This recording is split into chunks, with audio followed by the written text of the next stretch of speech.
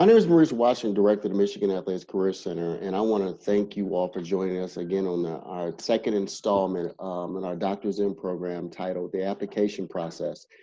We're going to provide tons of information about on that topic, the personal statement, and we have a wonderful guest that's going to be here. But before I go forth, let me mention my awesome team. I have Julie Fielding, who are our Assistant Director.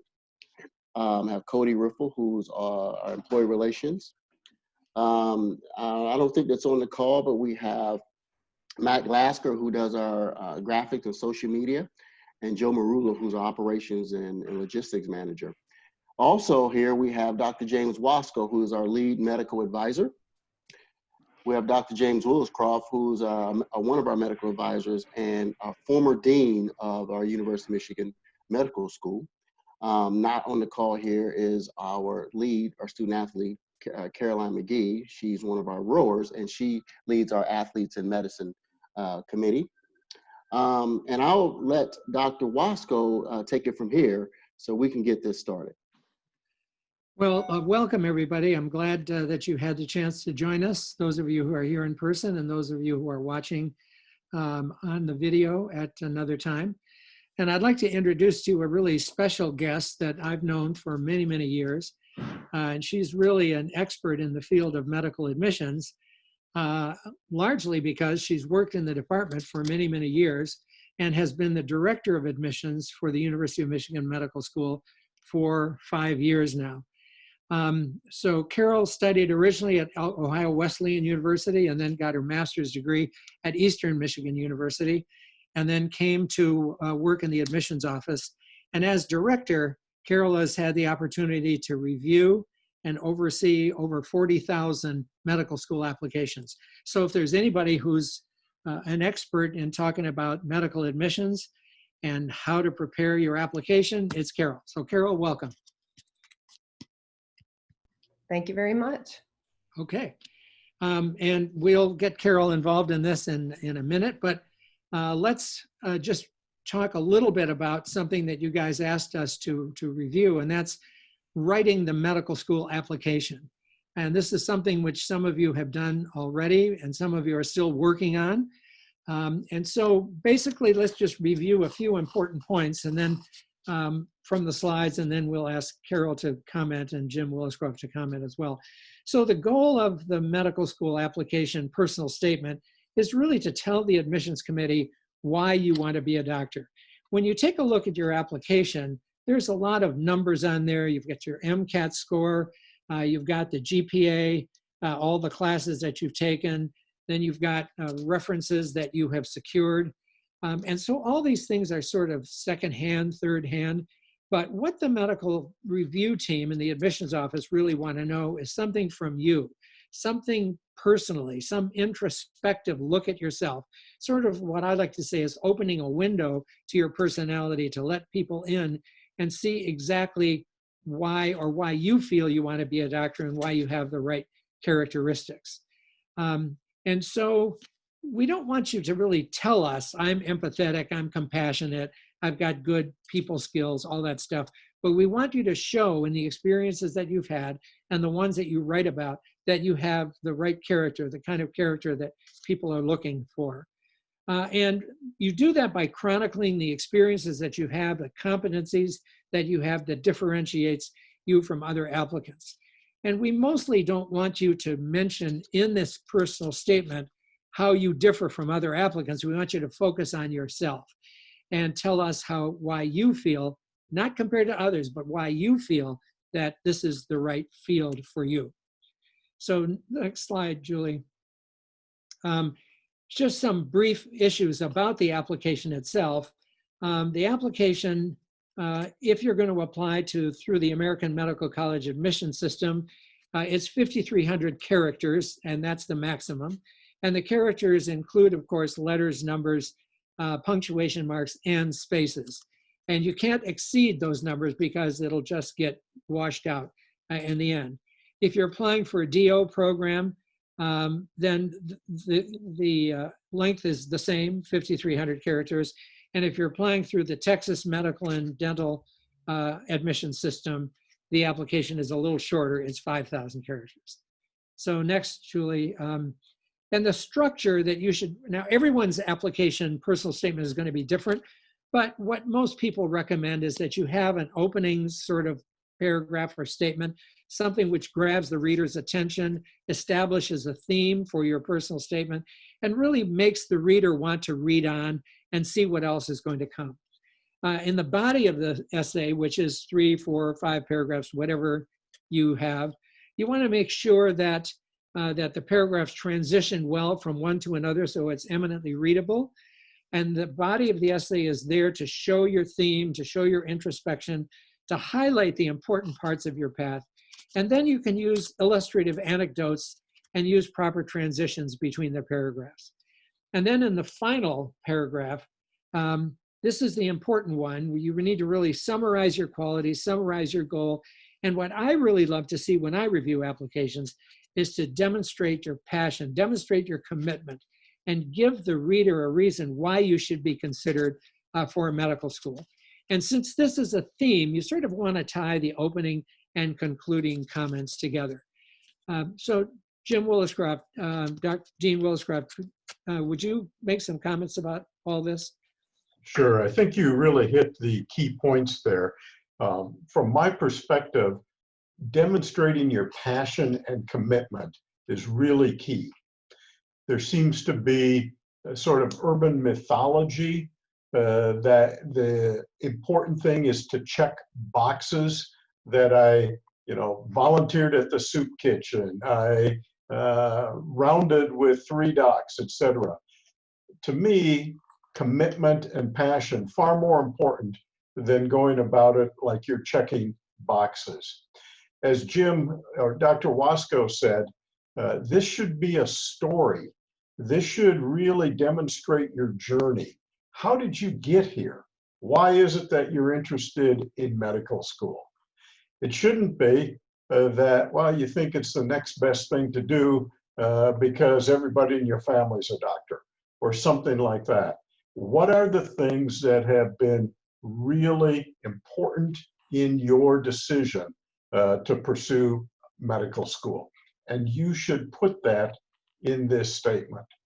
Some of us, when reviewing applications, really look at the personal statement as essentially the first thing that really introduces you after scanning some of the numbers and that type of information.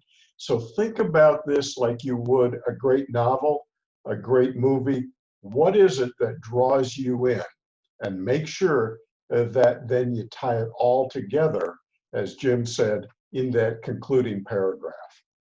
And very importantly, we'll have Carol tell us why you should avoid certain things a little bit later. And Jim's going to do that also. So it's not just what you should do, but what you shouldn't do.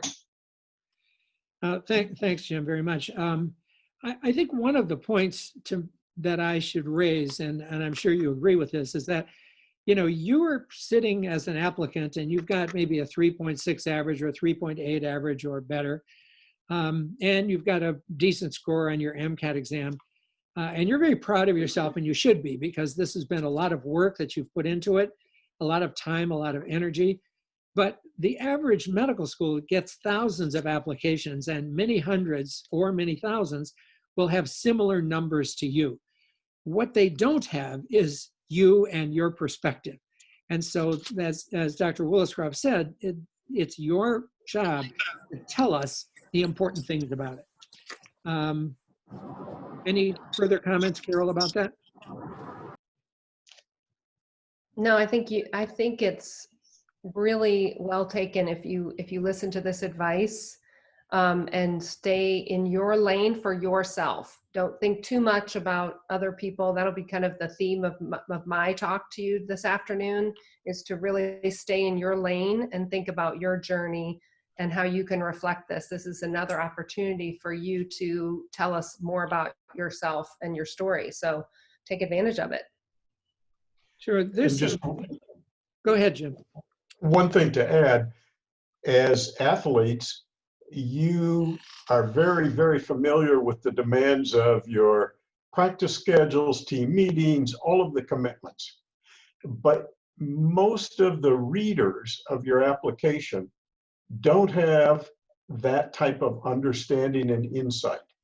And so some of you, as I've just given some advice on how to reframe part of your personal statement, it really includes explaining for the readers what it means. They don't understand that you've had a full-time job in addition to your academics. And so you don't need to go in depth, but someplace in your application, make certain that people understand the passion and commitment that you've demonstrated simply by being part of a D1 athletic team. Now, these are just some hints which sort of review what we've just been saying. You need to develop a theme. What is it that you want the admissions committee to hear about you? And you then select the qualities, the competencies that you want to highlight. And as I mentioned before, through your experiences, through the words that you use, you want to show them what your competencies are, but just not list the competencies and say, I have them. And the certain self questions you want to ask yourself and answer them in the essay. What did I learn during my journey to medical school? What have I accomplished?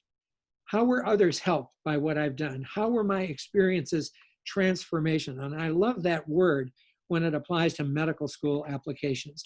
So what have you done that transformed you into the person who first thought about wanting to be a doctor and now are actually applying to medical school?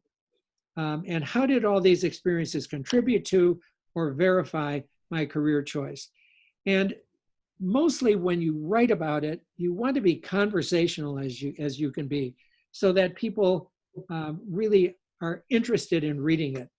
And one way to get to do that is to read it out loud to yourself, or have somebody else read it out loud to you, so you can hear the points that you're making and make sure that you've made them well. And most of us are not skilled writers. Go ahead, Carol. I was just going to say, this reminds me of the most meaningful experiences as well. Yep. So you have a little bit of an extra long text box for 3 most meaningful experiences. And I would say, think about those in this light as well. What did you learn? Not just the tasks of the job, or this is what I did as a volunteer, but some reflection about it is helpful. To help the reader understand that you have some reflection on that experience, why you did it, what skills you gained. You don't necessarily have to tie that experience to medicine. We'll get that, but we want to know a bit more about your experience rather than just describing like the tasks of the job. That's excellent. And the last point that I want to make here about the essay is that most of us are not skilled writers. And so the mistake that many people make writing their personal statement or their activities is just to say, well, I'm going to sit down, jot it down, and that's going to be it. And it's not easy to do. Just like an artist that has a real hard time with a self-portrait, this is a self-portrait in words. And so write your drafts, take some time between them, rewrite, take more time, rewrite again. And I'm sure, Jim, when you've talked to people and looked at their personal statements, that's an issue you bring home to them as well, right? Agreed. All right, next slide is some things to avoid. And then I'm just going to read through these real quick, and then I'll turn things over to Carol here. I'd like to make sure that when I'm advising people, try not to begin too many sentences with I.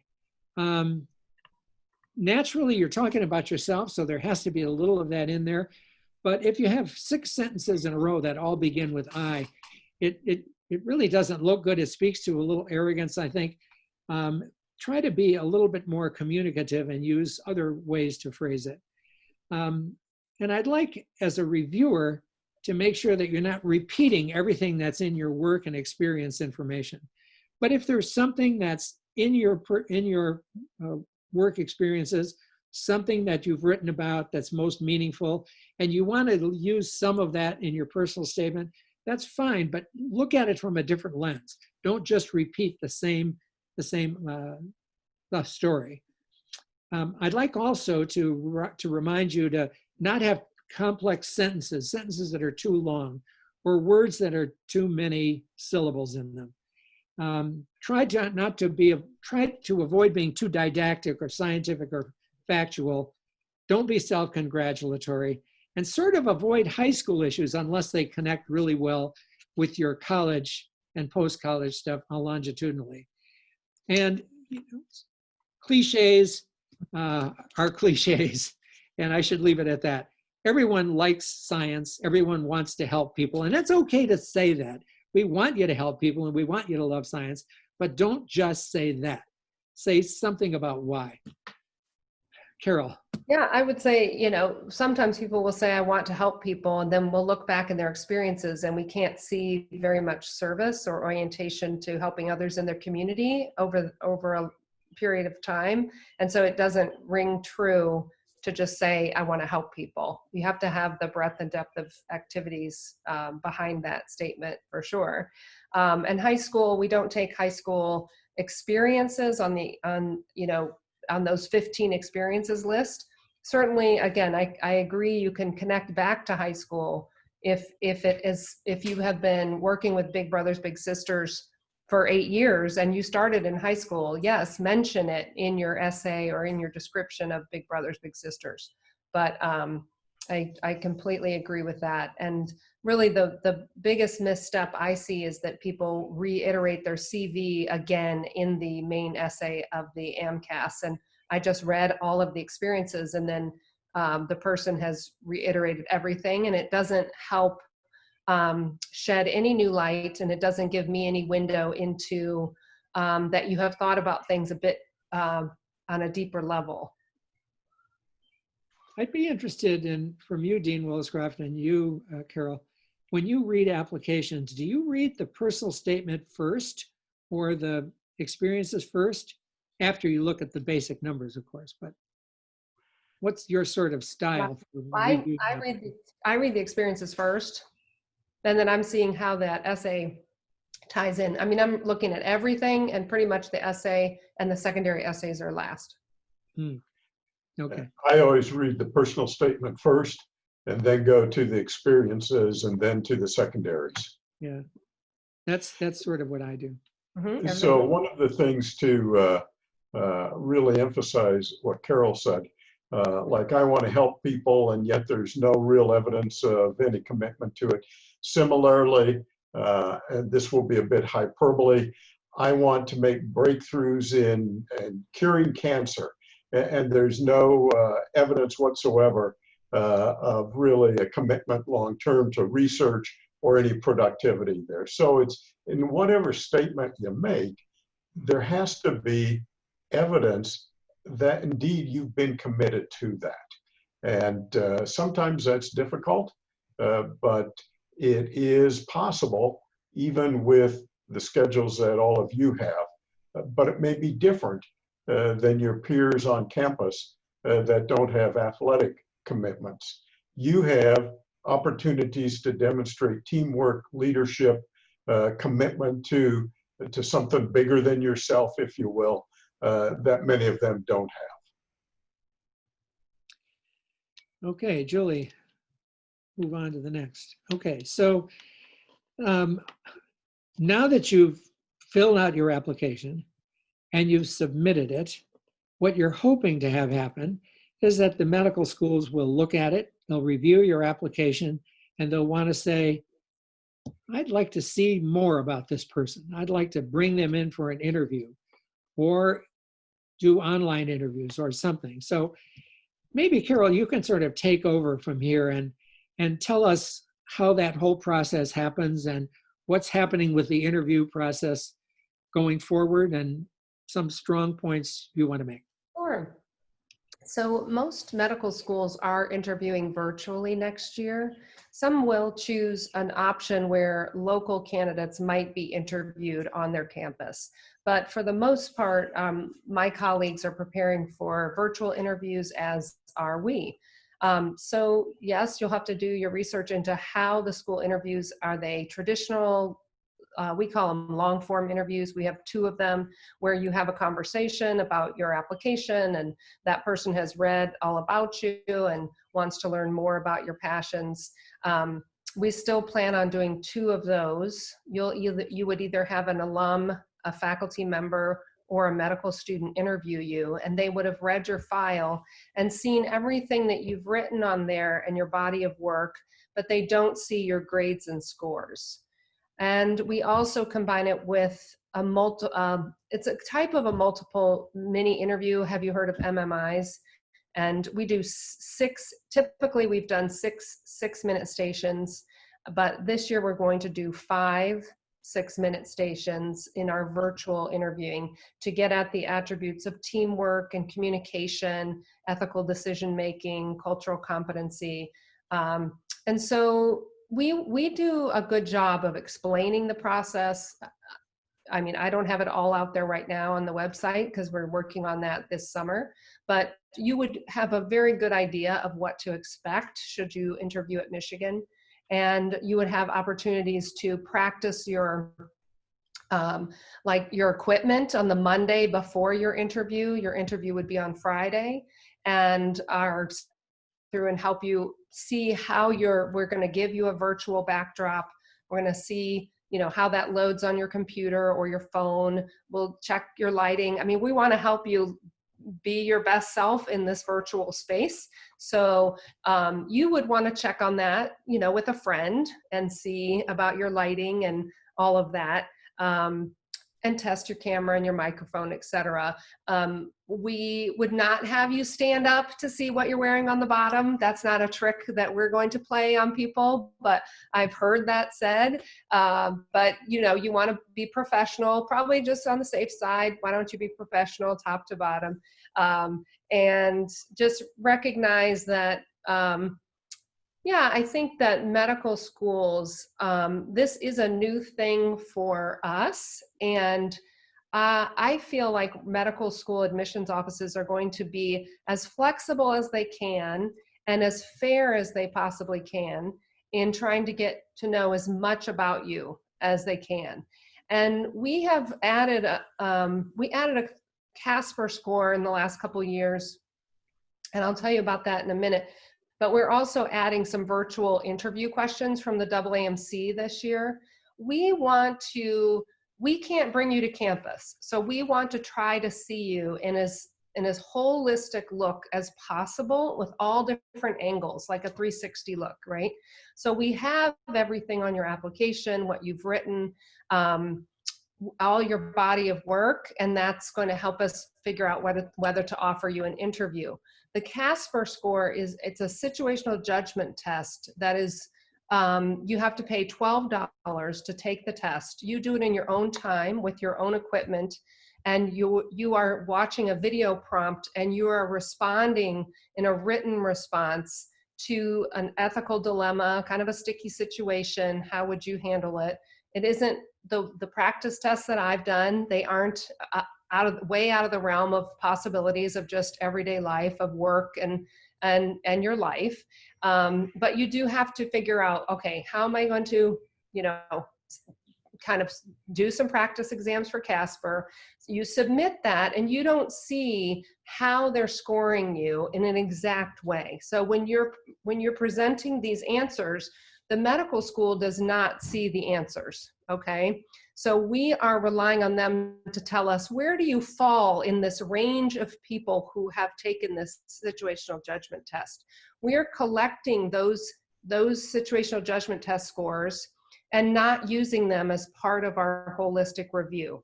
We want to collect them we're on our 3rd year now, and for at least 4 years, we need to collect these scores and see how the students who've moved through our curriculum, how those scores might hopefully correlate well with how medical students are assessed in communication, ethical decision-making, professionalism. That's what the Casper people say that they can help us with, but we don't have enough information about those scores in order to put a heavy weight on them. So, you know, yes, you have to do it in order to get an interview. but we don't place a weight on that or show that score to anyone who is making a decision about your file. The video interview questions, I was just on a webinar right before coming on to talk with you all about the AAMC putting this together. Should you get an interview at Michigan, you will get an email from the AAMC asking you to go to this site and answer 6 video questions. The questions are prompted in a text format. You look at the text for 60 seconds, and then you have 3 minutes to answer in a video style your answer. And it will take you about 24 minutes to do that video process. And it does not cost you anything, nor does it cost us anything. We're going to collect those videos. We're going to have them rated. Primarily, we're looking at more instances of your communication style.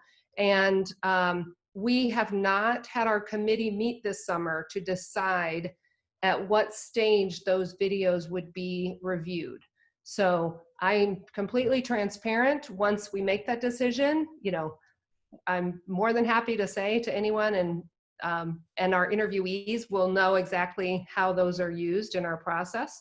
But right this minute, I can't tell you. But just be aware that that is an element that AAMC is presenting to all medical schools in the United States. Any medical school could opt in for this. Should you get an interview from schools who are participating in it, you'd get that email, you would do those 6 questions, you're done. So if Michigan offers you an interview, you do them for us, we see your videos. If Michigan State is part of it and they give you an interview and you've already done the 6 questions, they're just going to the website to look at your answers. You're not doing it again and again and again for every time you're getting an interview offer. Okay, so any questions about that? That's a new thing. Well, I have a question, Carol. Yeah. How does the Casper and this AAMC interview, how does that differ from the MMIs? That sounds pretty similar. Yeah, they are similar. They definitely are similar. It's like having another touch point, right? You know, if you do Casper, and I encourage you to kind of look at it and do some of their practice questions, it is a very rapid response in terms of you have to say on the spot, which is similar to MMI. It feels like a more kind of real life situation because they're showing you a video of coworkers in the, you know, coffee room and they're debating whether to leave work early or whatever the situation is, right? And so it's just really having multiple touch points on these types of, how are you at thinking on your feet, thinking about how others might feel, right? And putting yourself in a situation. We don't want to put too much stake in one type of assessment. But like I said, I don't have the data. I haven't collected enough information for the Casper to know if that's a strong correlation or not. I hope to in a couple of years. And I see Maximilian said, does it matter when you take the Casper? It does not matter to us when you take the Casper. So it's on your good time when you can do it. Now, Carol, I've seen advertisements for some companies that are charging big dollars to prepare you for the Casper test. Yeah. And my understanding from what you've told me in the past is that you don't recommend people do that. I would not do that. I've seen many Casper presentations, and I am in good faith telling you, I don't think you can be coached for this. I feel like when you, and for MMIs as well, if you are active in your world and putting yourself out there and talking to people who aren't like you and living your work experience, your experience in athletics, you are engaged in your community and thinking about different cultures and the way they might respond to something, or you're noticing how someone is someone's statement affects other people.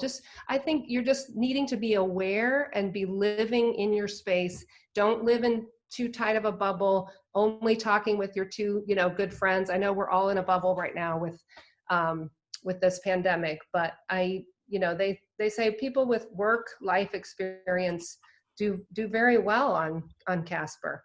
They've been put in situations where they've had to think on their feet and navigate some tricky situations. I don't think you can be coached. Is there a risk of being coached for something and then being really good at it, but then seeing a different question that you weren't prepared for? Possibly, right. Yeah. Yeah. All right.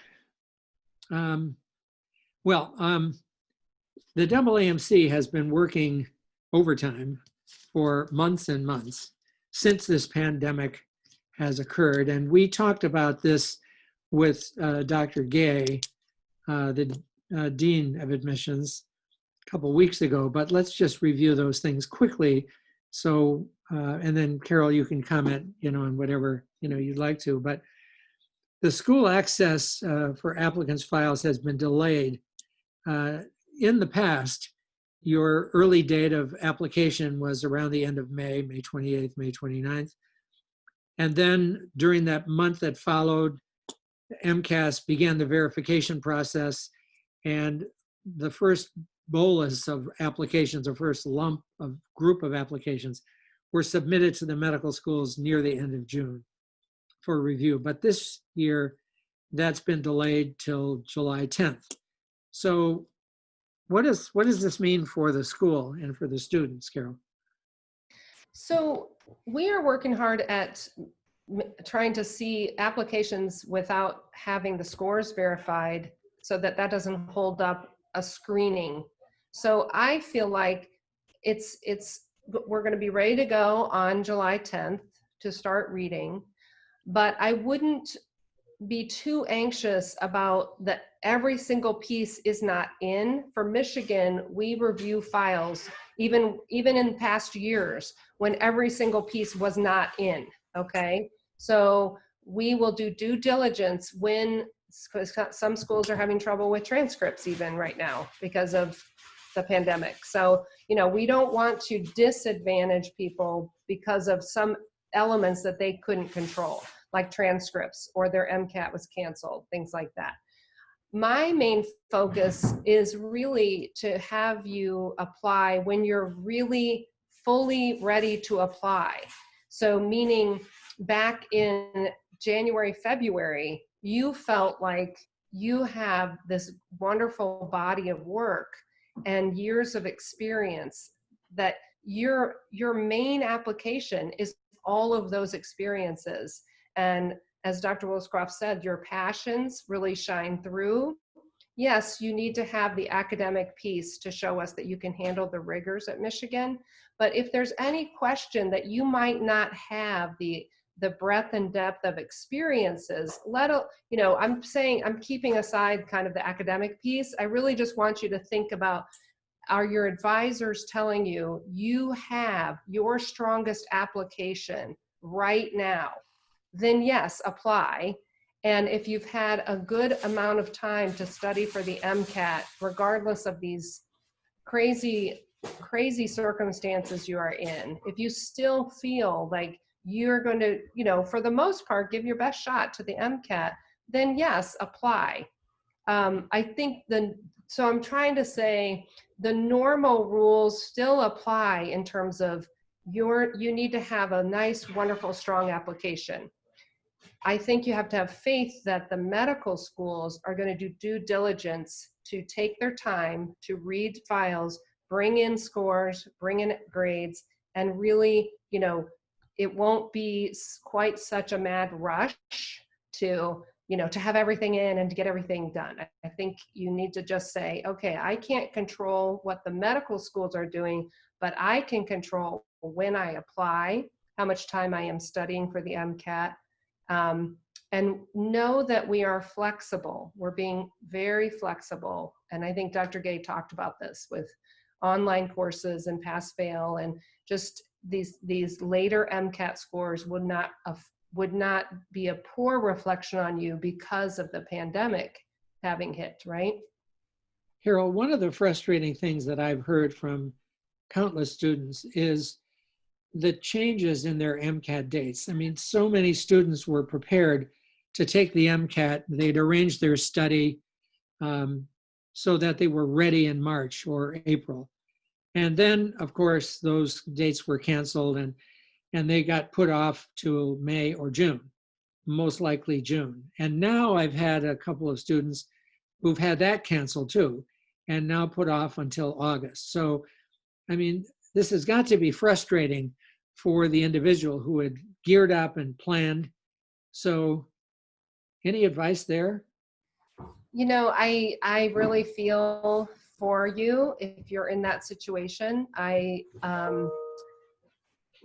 think that what's difficult is, I'll go back to again, if you were hesitating at all about whether this was your year to apply, and then you had this hit, and then you've had some turmoil of where you're living, what your family situation is like, maybe your increased responsibilities with taking care of your siblings because parents need to work or you need to work.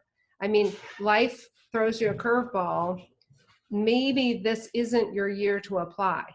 And I know that's hard to hear if you have stacked everything up to be just like, this is my year, but sometimes life happens.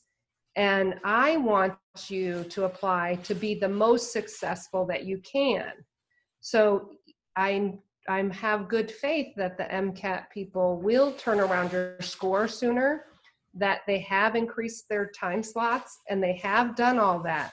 But I'm just saying, just take another breath, take a deep breath and kind of look again. And, you know, it's just the hard reality of it. Julie, move along to the next slide if you can. Okay, so these are just some of the changes that have occurred in the MCAT examinations. They've gone now to 3 exam sittings a day between June and September. Early morning, and I've had a couple of students who were scheduled for 6 a.m. Exam time has been shortened from 7.5 to 5.75 hours, which is, you know, a little bit good for the bottom that you're sitting on, I suppose. But I think the thing that I've read about is that the scorable questions are not really going to be changed. It's a lot of the test questions that'll be eliminated, but the scoring will be the same with the same type of percentiles and all the rest. And you mentioned, Carol, that they're going to make the MCAT scores available sooner, hopefully. And the test centers from Pearson have acknowledged that they will practice social distancing, permit masks and gloves and all that. Now, in the past, many schools have had a limitation on when they would accept applications or MCAT scores, but that's changing too now, Carol, right? Yes, we're being more flexible with it. There's several things I would like to tell you, kind of the inside scoop on some of these things. Some people will apply because they are fully ready. They have their best application. They just don't have their MCAT score. So they'll go ahead and submit their MCAS and pay the fee for that and get that application in. That allows for AMCAS to verify grades and scores, which takes about 3 to 4 weeks, depending on the time of year. Right at the beginning, it takes them a little longer because of the flood of applications. But we will see that application in 1 month's time after grades and scores are verified, unless I'm working on a back end to see them earlier than that. But some people will do that and say, I'm going to put the money forward. This is my year, and I'll put that in. Then when my MCAT score comes in, I see the score within hopefully 2 weeks, right? Because they're saying they're going to try to get the scores within 2 weeks, the ones that are in July and August, I believe. And so in 2 weeks' time, you'd see that score. I immediately see that score as well. There is no delay. Some people will say, I'm not sure how well I'm going to do on the MCAT, and so I'm going to wait. I'm going to not submit my application. I'm going to take my MCAT. So say my MCAT's mid-July. and I will get the score 1st of August. Instead of applying to medical schools in mid-June, now I'm applying with my score at the hopefully the beginning of August. So that's a difference of 6 weeks. I'm not going to see your file until September 1st because you submitted the AMCAS application on August 1st, and there's a delay to get your grades and all the package all together. So I just want you to realize that it's up to you personally which tact you take, how prepared you are, your financial situation, et cetera, right? And I'm not going to be the one to tell you which way you should do it because I'm not you and I'm not in your situation. At Michigan, it does not matter when you interview. So if you interview in February or if you interview in September, you have an equal chance of being admitted to the University of Michigan Medical School. We do not interview for a wait list later in the cycle. So in other words, I don't have interview spots and then, oh boy, my committee's, filling up my class. Now it's mid-December and we're full. Oh, well, we'll keep interviewing and build a wait list. That's not how we do it. So we carefully calculate how many interview spots we can give out to out-of-state candidates and in-state candidates. And then our committee assesses people whatever time of year. And if they love them, we admit them, okay? So we admit like twice as many people as we can have in our class because people have wonderful options. So that's how Michigan does it. So you don't have to be uptight about like rolling admissions. Oh my gosh, they're admitting all these people and I don't even have an interview yet. Because it's okay, take a deep breath and just realize that any time of year. In the past, we used to put Michigan residents off till the winter because you all could handle the winter and there wasn't a problem with traveling. And so we wouldn't have cancellations. And so we knew that felt like, oh, how could they put us off to the end just because we live here? But that's the reality of snow. Well, this year it's virtual, so we don't have to do that, do we? It's all going to be all mixed.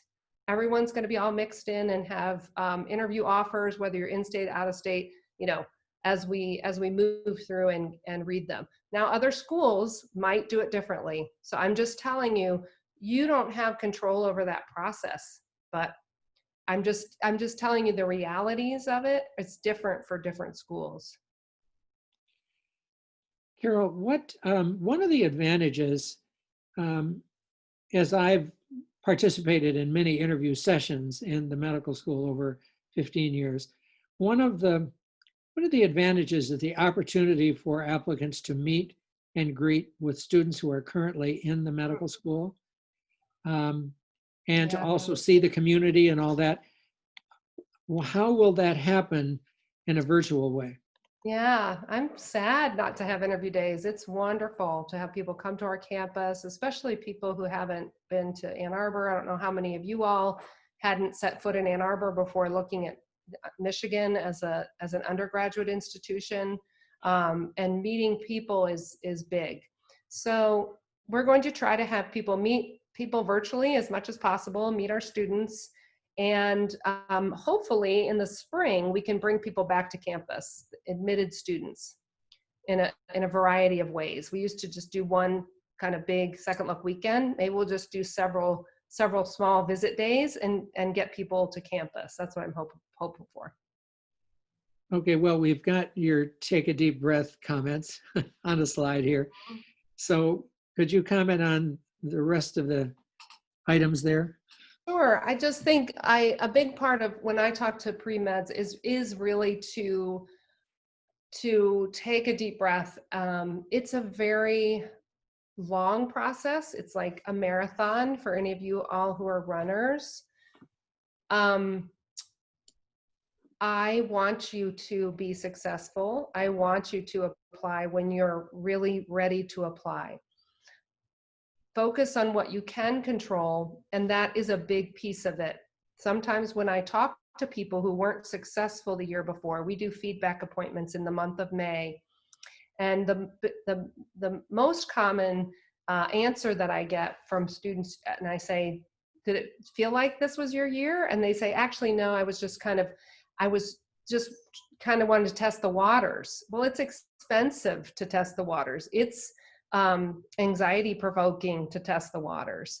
And sometimes people are listening to the other pre-meds in their community, and it might be their time to apply. And they're asking you, when are you applying? When are you applying? When are you taking the MCAT? You know, it's kind of this, you get all wrapped up in maybe what other people are saying and their path, but it isn't your path. So I think you should put your blinders on to what other people are doing. Certainly take your advice from reputable sources, your advisors. This program is wonderful. But think about yourself and how does your application look? How have you fulfilled these competencies? Go look at the AAMC competencies. Look at them, the essential attributes on our website. How do you demonstrate reliability and dependability and academic excellence, for sure, to show medical schools that you won't be an academic risk? Being this kind of person who is genuinely interested in helping others, how have you demonstrated that through months and years of work? You know, it's just a really good time for self-reflection. And I think sometimes applicants are on a treadmill and they're just going, and they aren't pausing to really have a good amount of self-reflection. So use those resources. The AAMC has good ones, Aspiring Docs. Go to med school websites. MSAR is a good one, just to see different schools and their mission. And but yeah, that's my main thing, which is kind of like you got to put in some of that work to pause. Carol, one of the questions that I get from time to time is the whole issue of deciding on what schools to apply. And I know you're representing the Michigan Medical School, but I know you have great perspective on these things. And people talk about safety schools and, you know, middle of the road schools and then reach schools. And it seems to me like there's really no safety these days. The medical schools have so many applicants. Can you comment on the choice of medical schools to apply? Yeah, that's a good question, because I don't do as much of that for others, in all honesty. I do know just from talking with people who haven't been successful, sometimes they have not applied to as many schools as they probably should have. And they were thinking maybe a little bit too much, like, well, I would never go to school there. But really, they don't really know the medical school on that campus, right? And they maybe have not given it quite a fair shot to understand their mission and meet their people. So you do have to cast a wide net in order to see what comes back. If you do get interviews, then you can do a deeper assessment, right? And, you know, I wouldn't say apply to a place that you definitely would never set foot. I mean, I don't know, you know, an extreme example, but yeah. Okay. There's no safety school. You're right. Yeah. Okay, so you mentioned MSAR, and that's basically a database of all the medical schools, and they submit to the AAMC like average GPAs of matriculating students and how many applications they've had and how many they interviewed and all the rest of that information. I recommend that to a lot of the students that I work with, and you mentioned it as well. So, so anything else specifically to the Michigan Medical School, Carol, since we've talked about some general things and you've also mentioned Michigan quite a bit?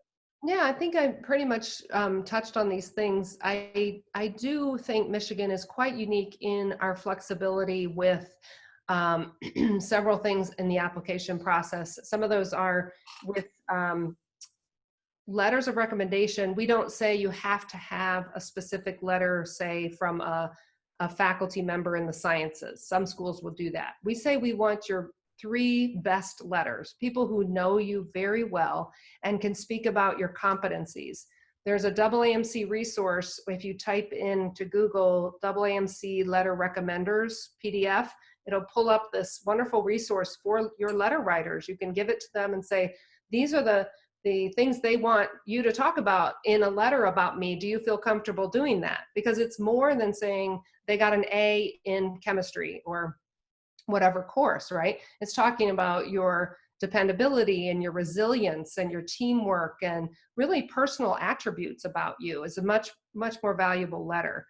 So we like to leave that open for you to decide who those people should be. We don't have specific coursework required. We want you to be competent in physics and chemistry and biology, but we aren't going to tell you have to have a biology 101 semester, lab or whatever. We also really do want to focus on your passion. And we really want to know how you will impact the field of medicine.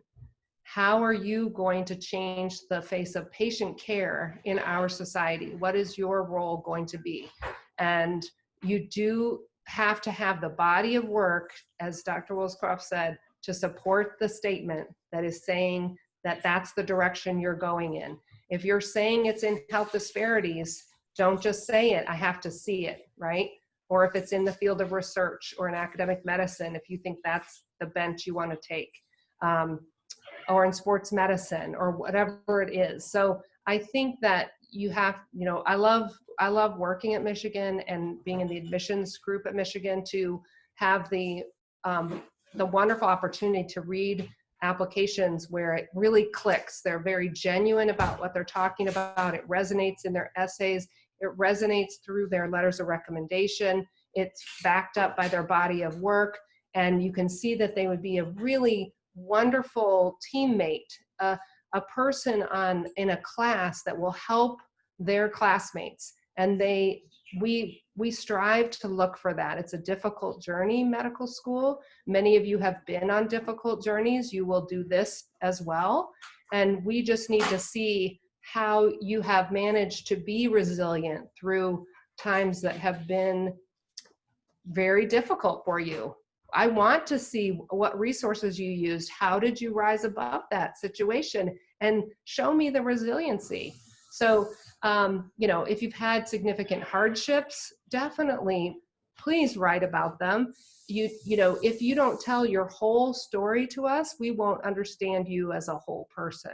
So I can go on and on, but those are some of the essence. I love reading applications that really are, they've been very thoughtfully, the person has thoughtfully expressed themselves, but thoughtfully lived their life over years. So you're now, I just saw statistics on our incoming class, and I think it's now almost less than 20% came in right out of college. So less than 20% of our incoming class applied and got in as just starting their senior year in college, okay? So that means these thousands of applications that you are,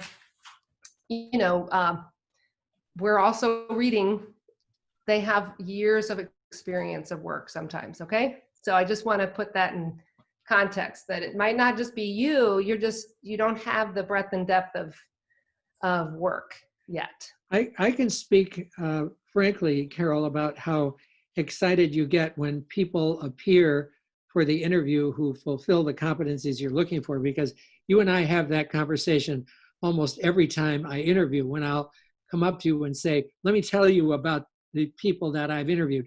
And you get this big smile on your face when you hear how excited we are to be part of that process, and how excited we are to see people coming who reflect what the Michigan Medical School is looking for. Yeah. Yeah. Dean Woolscroft, Julie, there's another slide here that just says questions, and I suppose we're in that period right now, but go ahead, Jim. So this is a very pragmatic thing, Carol. Students, after they've submitted their application, it's very anxiety provoking when they don't hear back about an interview or as they're waiting for interviews. Given all the changes this year, how will that impact sending out information regarding interview schedules? That is a great question. And my team is talking about that. Like we just were in a team meeting this earlier today. So we are trying to think of ways to communicate to students in a more timely way with how their file has, if their file has been reviewed, is it on hold? Is it, pending, MCAT or whatever. So stay tuned, I'll say. It is tough because I realize we pretty much in the past have said, thank you for your application and it's on, it's being reviewed. And you don't have any idea how many touch points it's had because we don't say in real time, so-and-so read it, so-and-so read it, right? So, but we want to try to strike a balance, a better balance. Well, I have a question, Carol, about multiple MCAT scores, how schools handle that, and also what happens if you apply to a school and you don't get in and then you apply to that school again? What relationship does the previous application have to the current one? So we look for your best score. So we can see all the scores. We aren't doing a super score where some schools will like average them all, and we are even the best of the subsections. But we see the best of your subsections. But we're going to look at your best score and in a comprehensive way. But we don't have a formula where we don't weight things in the application. So we're not creating a formula and then weighting the MCAT as a certain part of your application. So. And how And I about see a question. if you've applied to the school before and now you're applying again? Yep. Well, I mean, we're going to see it all, and we're going to see, hopefully you did better, right? Yeah, okay. I mean, we want to see improvement and growth and perhaps some, our interviewers don't see the grades and scores. So you wouldn't have an interview question where you'd be asked, what did you do differently? If you feel you can certainly address it, we have a little section on our application that says, do you want to address any gaps or any in scores or any gaps in your education? And certainly if you wish to talk about it and what things you did to, really raise your score, I'd be interested in hearing that. Mm. Yeah. I see Joey asked about secondary applications. Honestly, if a school has a section on a secondary that says, do you have any additional information? I would say don't worry about, you can leave that blank.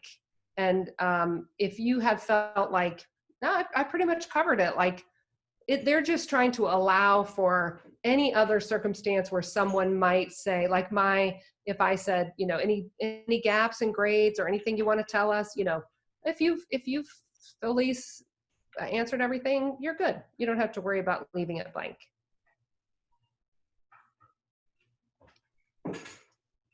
Occasionally, some people will put in, if they've had a paper accepted, something like that, a major, if you will, accomplishment or milestone or a big award that they didn't know about when they put in their application. Yeah. Yep, that's a good idea. It was a pleasure to be here. Thanks for inviting me. Well, Carol, we are delighted that you were here, and the information is, of course, invaluable to us. So, Mo, any last comments? Well, this is amazing information for our student athletes and those who will join us later on the call. There's some great comments and questions from our student athletes. Carol, we are always, we welcome you. We thank you for taking the time, of your day, especially on a Friday, a sunny Friday at that, right? To join us with some great information. I shared your contact information so the students could reach out and network. That's the important thing, is network. And I think it's important. We think it's important to do that. If you would go back, Cody or Julie, to the upcoming, excuse me, the upcoming webinar series. So these are important, right? And so if it's not for you, for those students who are on the call, you have some colleagues, some student athletes, teammates who are interested in this area, please let them know, right? this is bar none the best program in the country for student athletes, medical program, right? That to help you and to get, and we are pretty successful with the advisors that we have here. Special thanks to Dr. Wasco and Dr. Wills-Crawford. Again, you know, I pay them tons and tons of money to do this. Right? They haven't received a check yet, but it's coming. It's in the mail, right? But you know, I can't thank those professionals enough.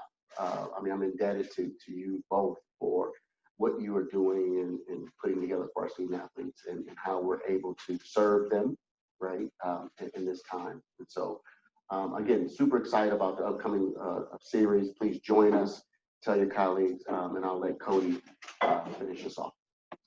Yeah, I was just going to say, I dropped in the chat, I put the calendar in there with the upcoming webinars, but these are happening on a biweekly basis. So the next one will be on the 26th of June. That'll discuss the gap year.